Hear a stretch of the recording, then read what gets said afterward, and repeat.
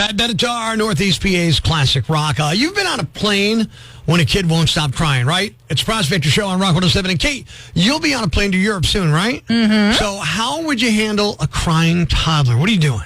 Booze. All right. I think that's fair enough. That's valid. Yeah, it'll work. On a flight to China, a toddler was crying nonstop, and two strangers locked her in the bathroom. You know what? I get it. Oh, I don't get that. That's cruel. I don't condone that behavior, even though Kate might, but it could be an idea for a whole new carrier. Tired of all the noise? Time to fly Hush Air. Shh. The only airline with custom-made overhead bins to keep pint-sized hellions out of your hair and your air. Whether they scream, kick, or cry, our patented soundproof technology guarantees you'll fly in quieter comfort. Even someone's therapy chihuahua. Travel in peace with Hush Air. Shh. The only airline willing to say what the rest of us think. Toddlers and small yappy dogs on airplanes suck. Breaking the news that's already broken. It's time for Prospector's Briefs on Rock 107. Patrick Mahomes says Taylor Swift is drawing up plays for the Chiefs. In other words, she's found another chance to tell Travis Kelce what to do. The new docuseries Chimp Crazy depicts people who own chimps as disturbed. Wow, until now, I thought Michael Jackson was normal. Taylor Swift has reportedly written up plays for the Kansas City Chiefs. If the plays are a bust, players are advised to just shake it off. Making sure breaking news stays broken. Tune in Monday for Prospector's Briefs on Rock 107. All right, look, let's be honest. You probably would have liked a 4-day weekend, right? It's Prospector Show on Rock 107. And Kate, did you go to La Festa over the weekend? I did, yeah. I went on Friday. Okay, did you buy anything? Did you enjoy any samples? Yes, I got pasta. Fettuccine Alfredo from Piccaccini's? Is that how you say it? I guess. I'm not good with the pronunciation. Really good. Yeah. It was really good. I had potato pancakes. At La Festa? I did. I love potato pancakes. I'll get them anywhere. But I also, I had a tiramisu, which was outstanding. All right. Yeah, look, it's a Labor Day tradition in downtown Scranton. La Festa Italiana. I mean, I've been going there since I was a kid. Decades of great food, entertainment, big crowds. But Kate, I can make it better. And there's always room for improvement, Prospector. I mean, let's never rest on our laurels. Yeah. La Festa is great as it is, but it can be a huge pain in the backside. People are walking all over, people stopping right in front of you, folks looking around, not even realizing others are there, bumping into everybody trying to get in and get out of the stands. It's tough. Lines are sticking out. There's concrete. It's like a construction zone down there. It's crazy.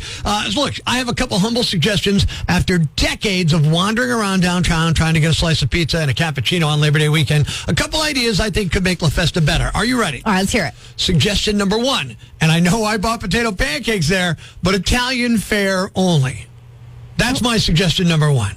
Okay. All right? I like, potato pancakes as much as the next guy. And look, Halushki's, Kibasi, they have no place at an Italian festival, just like Pasta Fazool has no business in an Oktoberfest, okay? It's just not where they belong. It's not what you're expecting. It's not why you're going there. And yeah, I know I had potato pancakes this year. I was going to say.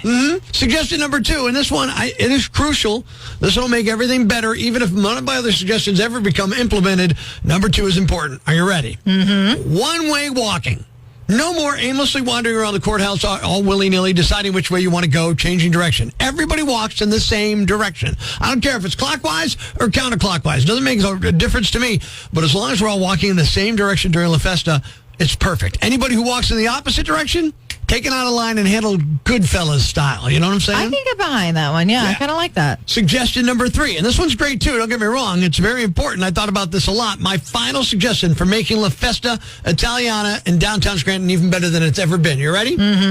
All stands. All stands rope off an area for a line of customers, and that rope will be parallel to their stands, not perpendicular. That way you don't have a line of 12 people sticking out like a jetty into the line of people trying to walk in the clockwise or counterclockwise direction I previously mentioned. I like this one too. See? We need rules. We can make La Festa better. Do you agree? Do you like my rules? I really do. I didn't think I was going to. Because I'm a genius. All right. Look, otherwise I'm going to have to stop going to what is essentially an Italian cosplay convention on steroids. All right? Meanwhile, let me just say this. I'm going to have one more cannoli, put it on my tab next to the defibrillator that I'm sure I'm going to need after that weekend. Hey, Mr. Manly here with lesson number 616 in How to Be Manly. I deal with the supplier, Janine, who I never met, but I speak to her around twice a week. And I've noticed that when it gets close to the weekend, she mentions playing golf with her boyfriend. Well, recently I asked in good fun, where are you teeing it up this weekend? That's when she burst into tears and said he broke up with me. And I don't know when I'll be playing around anytime soon. Being such a compassionate man, I offered to tee it up with her that weekend out of friendship. I mean, after all, I had no idea what she looked like. But when I met Janine, boy howdy, let's just say she looked like a mature Lacey Underall from Caddyshack. We played our round, had a fun time, and then grabbed a bite. Since then, we've been golfing every weekend. Last weekend, she asked if I would join her for Labor Day weekend at her parents' country club. On Labor Day, they have a Scotch foursome, and we could play with her parents. Of course, I accepted. The round of golf was good, but the dinner after was even better. And the best part of the evening came when Janie asked me to escort her home and have a nightcap.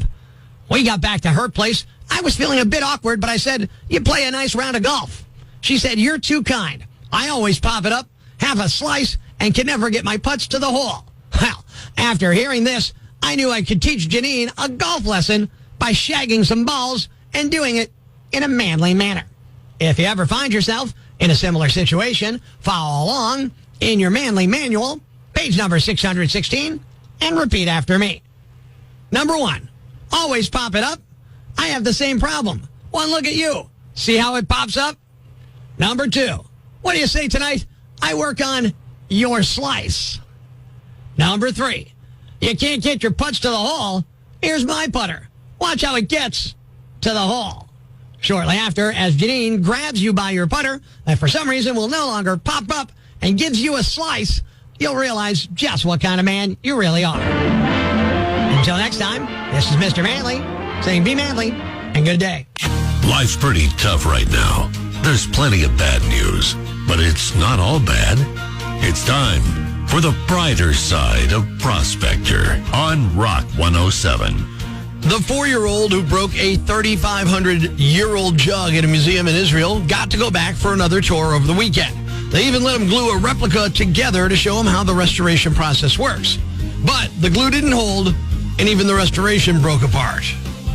Thanks. We needed that. The brighter side of Prospector on Rock 107. Northeast PA's Classic Rock 107. Good morning, I'm Prospector. I was watching NYPD Blue on Hulu because I'm still obsessed with that show, and the detectives were digging through a dump looking for a body after a tip, and I thought, wouldn't it be cool to call a landfill and ask to dump my rolled up carpet in private? You know, sound real suspicious about it, away from the cameras and the public. Yeah, it's another Prospector prank call on Rock 107. Landfill, this is Sarah speaking. How may I help you? Yeah, Sarah, hi. This is real quick. I'm bringing a truckload through today. What's the charge for like a regular truck? I got like an F-150.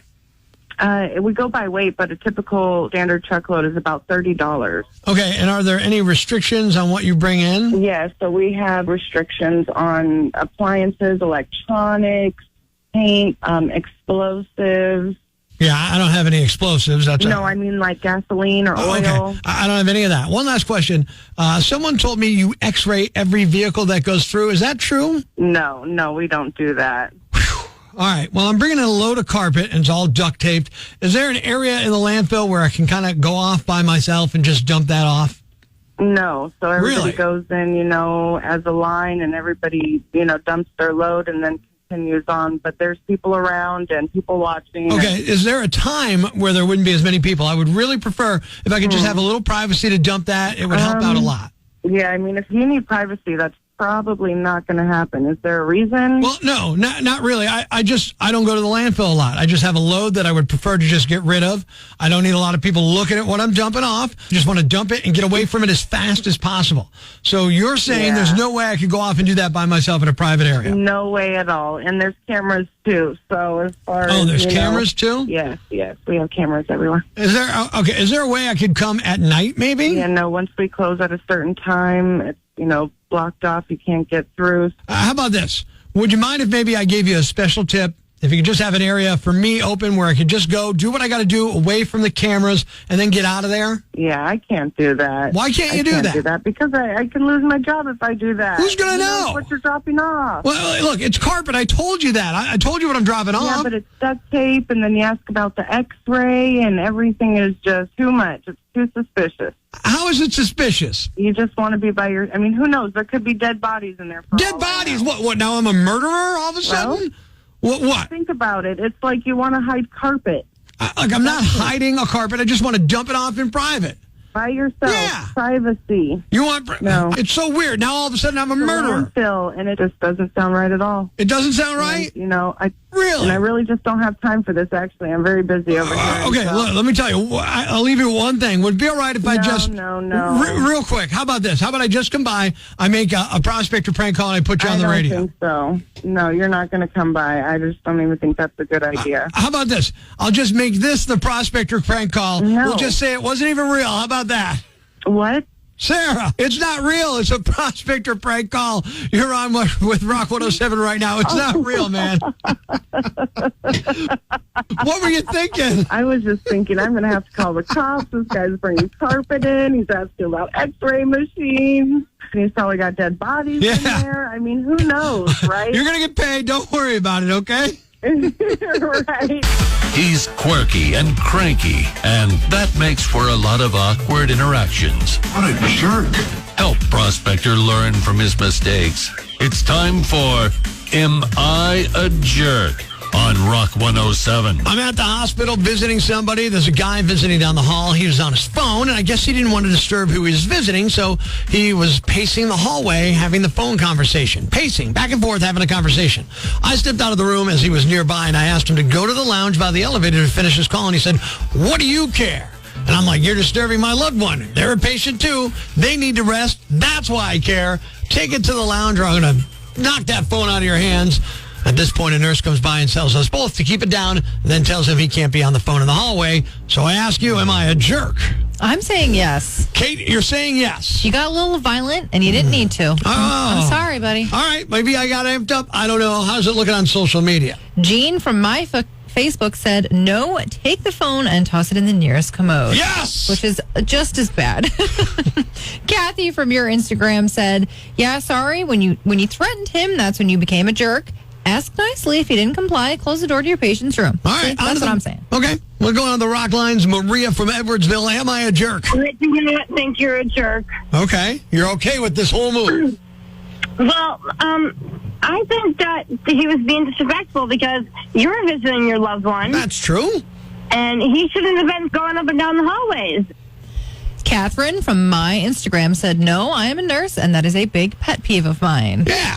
Stupid people walking on the phones, talking around. Helen from your Facebook said, kind of a jerk. You're always ready to bring a gun to a knife fight. Yeah, that is kind of my That's MO. what I'm saying. I got in there hot. What can I tell you? Maybe I am a jerk. Let's find out. Open mic on the Rock 107 app. What do you say? Not a jerk, but threatening to knock the phone out of his hands could have escalated to a much bigger problem. You never know who you are dealing with. That is a good point. That's what I'm saying. Hey, look, sometimes in traffic, I'm smart enough to think you don't know what's going to happen. Shut your mouth, let it go. In this case, I didn't, and I guess I'm lucky. Oh, goodness. Elaine from your Facebook said, nope, but being on your phone and disturbing people is rude behavior, but I do think the situation should not have escalated to the point where a nurse was telling you both to keep it down. She had a job to do, I guess. In the question today of am I a jerk for telling the guy to take the phone out to the hallway there to the lounge, and then when he said, what do you care, eventually threatening to take the phone off of him and knock it out of his hands. According to you, Northeast PA, the answer, pretty convincingly, no. I am not a jerk. Ladies and gentlemen, grab the kids, call your neighbors, and gather round the radio. It's now time to announce the winner of Prospector's Jam Bag of the Day, as decided by you at rock107.com. We uncover the most baffling, ridiculous, pathetic, cockeyed, laughable, preposterous blunders in the world of misdeeds. Nominee number 1. I know the lines for bathrooms at concerts are long, but you can't do this. A Rhode Island cop was arrested at Gillette Stadium in Massachusetts for peeing on a random woman's cowboy boots at a Kenny Chesney concert.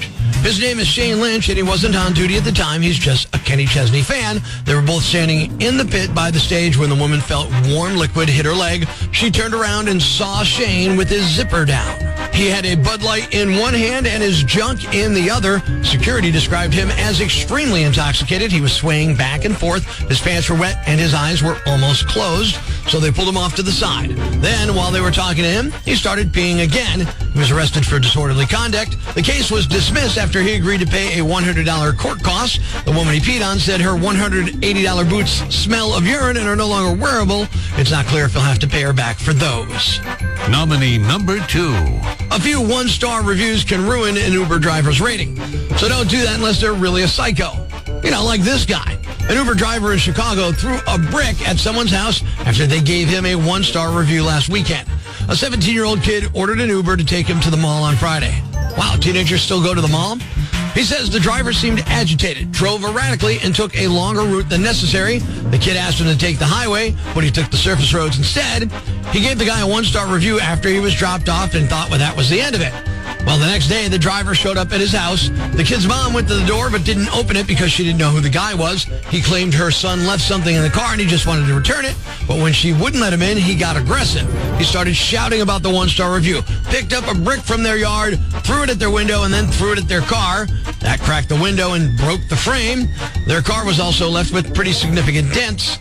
Police say they're investigating, but no word on charges yet. Uber says they'll assist however they can and take appropriate action with the driver.